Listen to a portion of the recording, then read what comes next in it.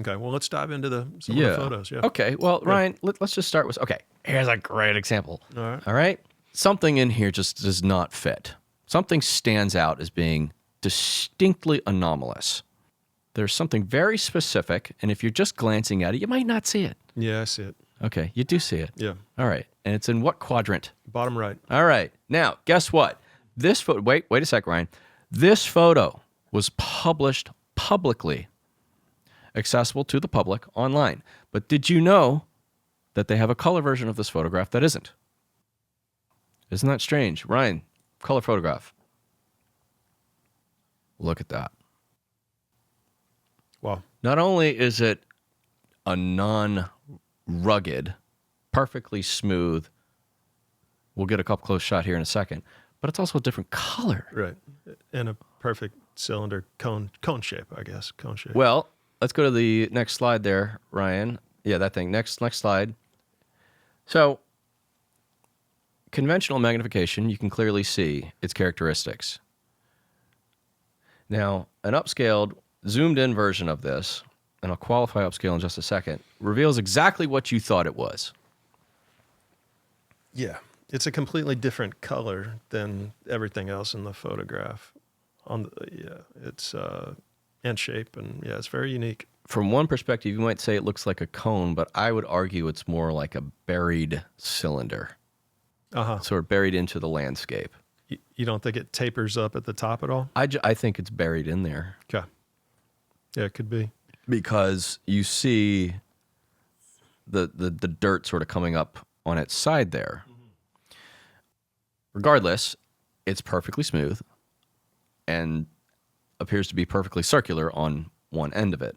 I don't know what the other end of it looks like. And it's just not part of the surrounding landscape. Now, you might think, this is a legit NASA photograph. Yes, sir. Wow. You might think, this is how it looks like on their website. So you have to remove this Bayesian filter that produces this grid-like pattern on it. And oh, by the way, the color images are only accessible through something called the Analyst Notebook, which requires a login used for academics and things of that nature. But they don't comment on this. So why would they put a lower quality image out there with grids and like different colors? Like what they have no reason for not just putting out the actual photograph? Don't know, man. Yeah. So frustrating. So if we're looking at this, I want to qualify upscaling here.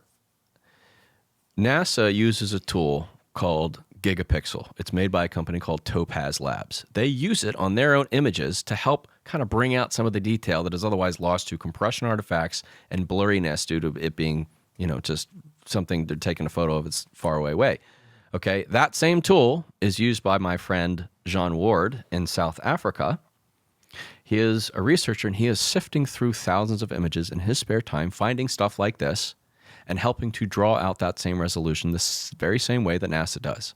Okay, so if we just go back to that comparison, Ryan, you can see that upscaled image really isn't mischaracterizing that object. Because what you see on the left is just me stretching out the image. What you see on the right sort of retains what we're looking at in a way that is consistent with NASA methods. How big is that object? That's a good guess. I'm sorry, that's a good question. My guess is only a few feet. Yeah. I don't know. Okay. So Jean Ward in South Africa, he is the one who I rely on to help enhance some of these images. He's an imaging expert. He does this. Okay, so Ryan, I guess what we can do is skip forward a little bit. Here's another. See these rover photographs, man. It's just another boring rover photograph after another. It's just a bunch of rocks everywhere. It's right? like, where's Waldo, though? It's great. Exactly. Yeah. Nothing jumping out. So it might be hard to see because there's just so much material in there. But if we analyze these two rocks here, there's something funky about those that might catch your eye. So if you zoom in, the question is, what rocks look like that? Have you ever seen rocks that look like that? No. Wouldn't you want to go take a closer look? If I'm NASA, no. I'd want to grind it. I would want to grind it up immediately. Get rid of it. Yeah. So So is that on the right? That's a hole in the rock? Because it looks like it. like a couple holes on the left and the top. It kind of looks like it. And then you got one with almost a 90 degree, maybe 100 degree kind of a curve in it. Bent and curved. And the rock on the right there looks like it has a circular hole. Right. Almost like it's a container that has been flipped over on its side. I don't know. It's up to us to. It's left open to interpretation. Yeah. I can't say for sure what it is, Matt. Only that it just doesn't look like a rock. Now NASA doesn't comment on this particular photo, but on these rocks, they actually did something unusual for them in that they stayed there for almost 2 weeks and took various photographs at different wavelengths to try to analyze these two rocks. All from the exact same angle. Right. They just kind of parked the rover there. Maybe they moved it maybe a little bit on a few days later, but it was all sort of just there. They didn't circle it or get up close or anything like that. They might have moved it just a little bit. So there might be like one very minute difference in some of the angles here, but they parked it there to analyze it. And my buddy Jeff Cruikshank in Australia, he uncovered this. He's like, hey, NASA's taking a look at these things, and they usually don't park the rover for 2 weeks taking multiple photographs. But their photographs were not zoomed in like this. It was of the entire landscape, right? Yes. So they're taking. That's all they can do, right? They're taking an image. They're taking that image multiple times over multiple days. Yes. Okay, because that's all they can do. They can't zoom in. Yeah. So my buddy Jeff Cruikshank, he's the one down in Australia. Ryan, if you wouldn't mind just showing Jeff real quick on the next slide there. He's the one who uncovered this. So I'm in touch with the guys. He's Jeff Cruikshank has got a background in intelligence. Okay, he sets up skiffs. Okay, he understands how governments operate and the levels and the degree that they go to try to classify information. Okay, and in his spare time he also takes a look at UFOs. Tim Gallaudet, who you might know, often references Jeff's work as it relates to UAPs and JFK and all that other kind of stuff. Jeff is a world-class researcher, and I'm really happy he's fascinated with Mars because he did a deep dive on this, and that's the only reason why I know all this about this stuff is because people like him. So, Jeff, thank you very much. Ryan, what's next in our image here? We got some more. Okay. It should be obvious. On the right? Yeah. Yeah. Stacked up. Yep, that thing right there. Okay, so if we zoom into this, I present the before and after, okay, because I want you to see what it looks like just zooming in normally and what upscaling can do. And you be the judge of whether or not you think it's being mischaracterized or misrepresented. No, it looks fair. Okay. Does that look like a normal rock? Mm-mm. You know, I mean, there's nothing else like it in the area. A lot of round cylinders, it's just weird. I mean, right. Yeah, it's weird. So I had another guy, his name is Tim Saunders, who is an engineer. He designs yachts for a living. And he took a look at this because he's just curious like the rest of us. And he's like, I think I can reverse engineer that. And he did. And he did this amazing 3D representation of it and showing the symmetry, showing, because he has to, when he designs yachts, he's like, I can't just draw lines and shapes. I got to know if I can build this thing out of raw materials and things will fit together. And so he had to know how this thing fit together. And so we actually do have a few slightly different angles of this that he was able to incorporate in his reverse engineering and if you want to see more of this, I have a film you guys are aware of that actually shows his methods and shows step by step how he did it and him talking about it in his wonderful British accent. And it just is so odd. And all we're asking for is to get a closer look at this because that, to me, now, why does it look like? See, if we're entertaining this idea that it could be an artifact, perhaps some metallic alloy or something, why the heck does it look like rock-like material?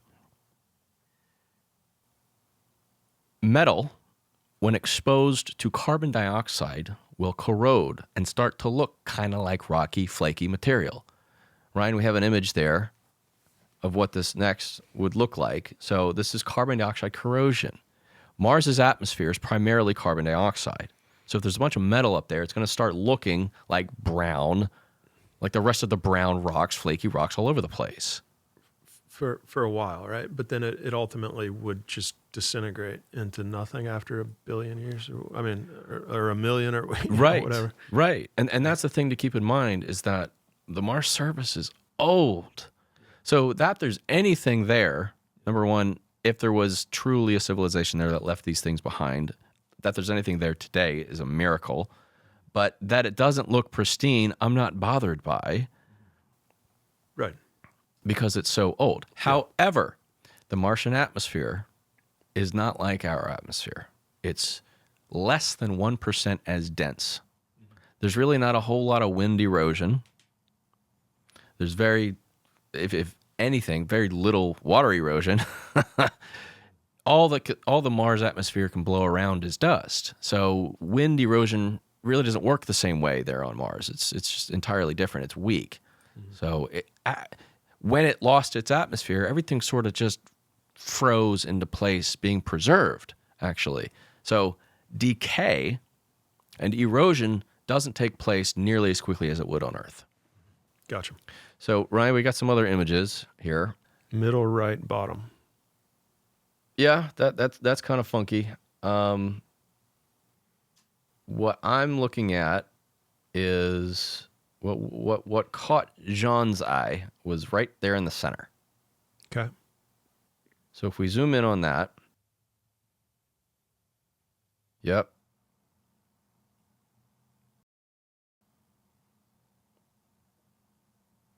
Yeah. That's quite the upscale. I mean, if there's trillions of rocks on Mars, I mean, I don't know. It's 65 feet long. Yeah. It doesn't look like the rest of the rocks around it. It's true. Joe McMonagle showed this on Jesse Michaels.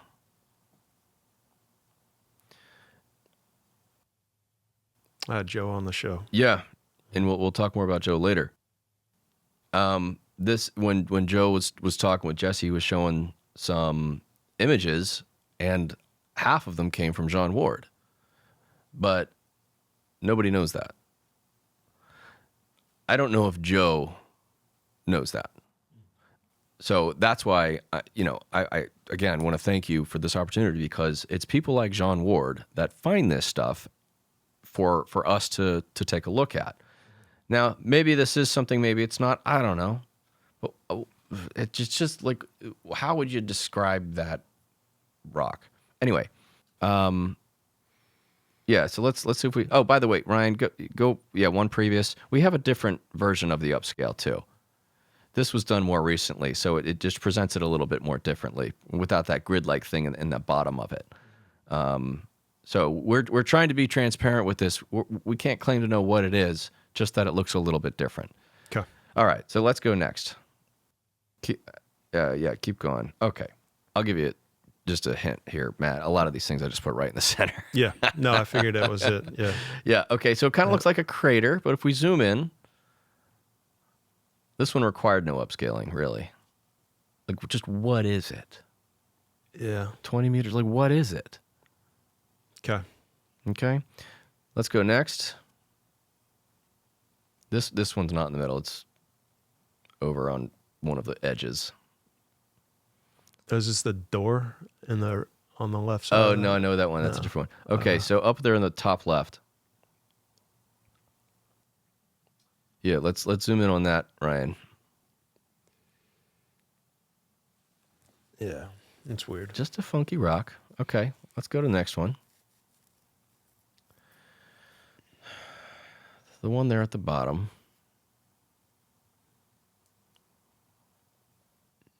Why would it be shaped like that? If you can find me a rock that does that naturally, I'd love to see it. Okay? Okay, again with this filter. Right. All right. This one's hard to see. Let's just zoom into the. Let's go to the next one here. If we zoom in on the middle here, we see the stick. She's been sitting there for billions of years, just propped up like that. Is that a rock? I don't know. Do rocks do that? That's all they're supposed to be there, right? Just rocks. That's what I'm saying. Like Yeah. if it's just supposed to be rocks, then what rock is making that shape? I can't really characterize it any further than that. Only that it just doesn't fit the description of what I would call a rock. No. Okay. And below it is that anything on the left side on the left image? Yeah, Oh, right around. yeah. Just above that. It's just It's I don't know. hard But to tell. Anyway, it's that one's weird. And is there a shadow on that image? I think it's just, going left. The sun is up here. It's sort of going there. All right, let's go to the next one. All right, it's not the blue. I don't know what the blue is. It's hard to see here. Ryan, let's just zoom in on this. What are these things? What would you... Oh, okay. Yeah, it's definitely a giant It just spoon. looks like a long spoon, doesn't it? It does. And oh, by the way, we found another one somewhere else. I don't know if it's really a spoon, but do Mars rocks really form these strange shapes? How big is that? Because it's just hovering in the air. I know, man. Like, it's weird. Yeah, that's weird. It's just weird. Okay, so let's go next. Yeah, I apologize. It's hard to see it from this distance, but if we zoom in, Huh. Wow. okay, Is that upscaled? slightly, but you can if you go back to the original, go back one, Ryan, you can see it right there in the center.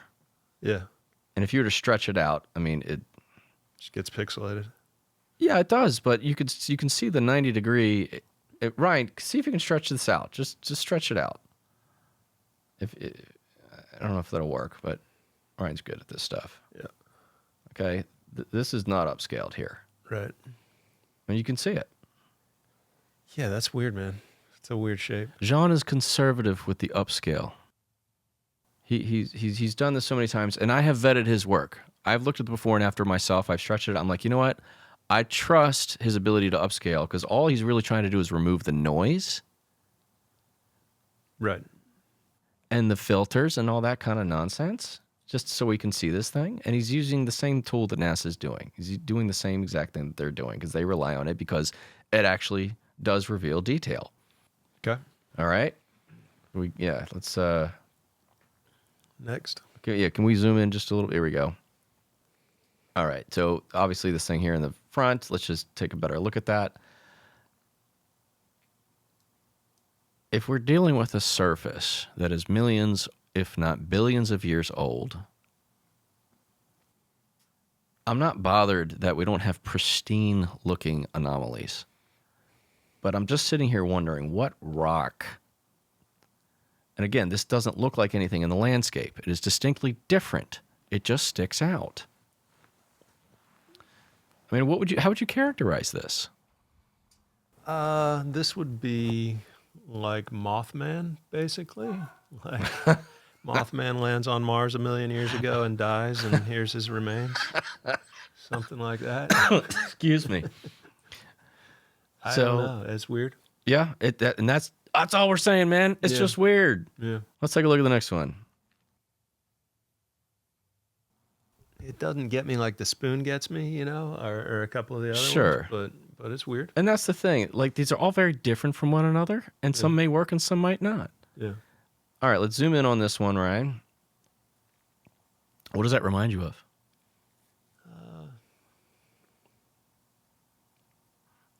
I don't know, a slab of granite or something, or I don't know. That kind of looks like, this is just my characterization. It reminds me of an I-beam, like a metal I-beam, structural I-beam on its side. Okay. But what it doesn't remind me of is a rock. It looks like something long sitting on top of the surface.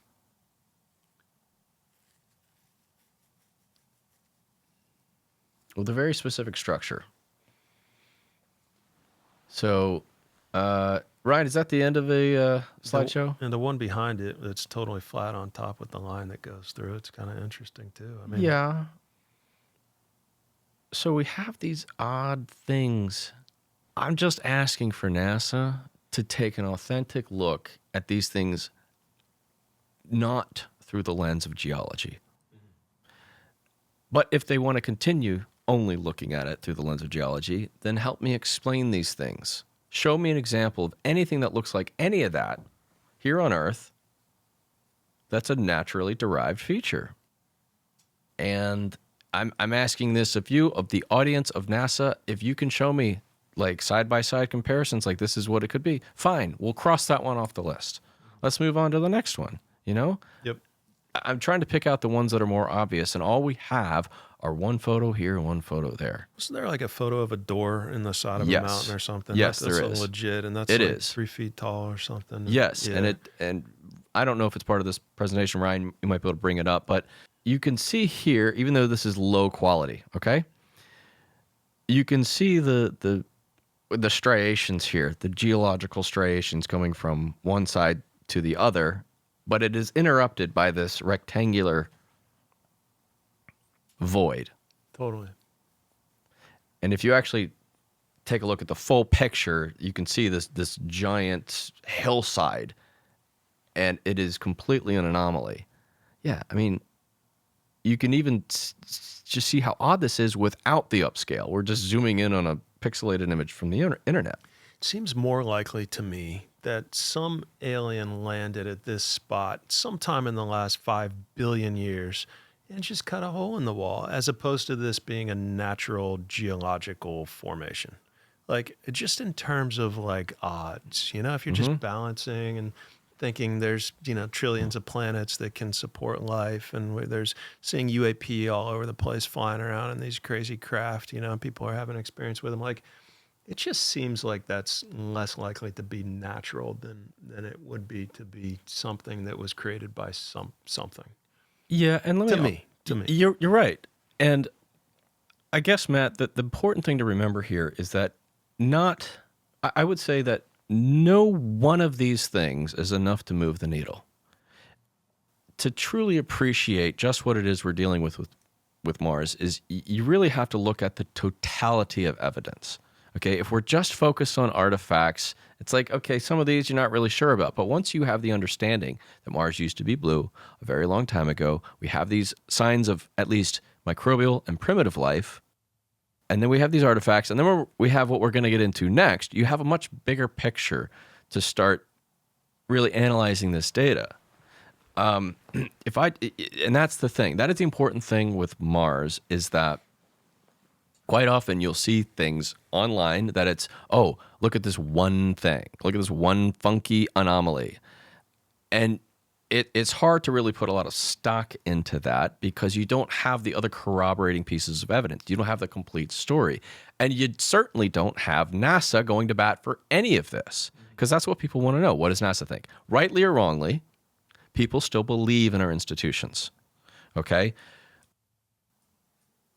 The world is not black or white.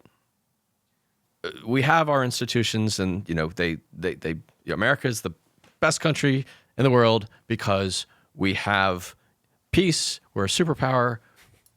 We get to live. Yeah, that's good.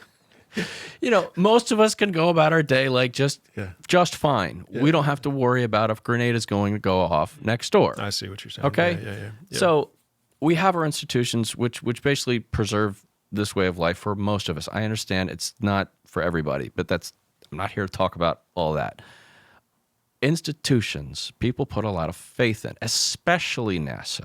NASA has a reputation that they'd like to preserve. You're not going to find them talking about this stuff. This gets into conspiracy theory territory, and they're afraid of that. Yeah, they just ignore it, right?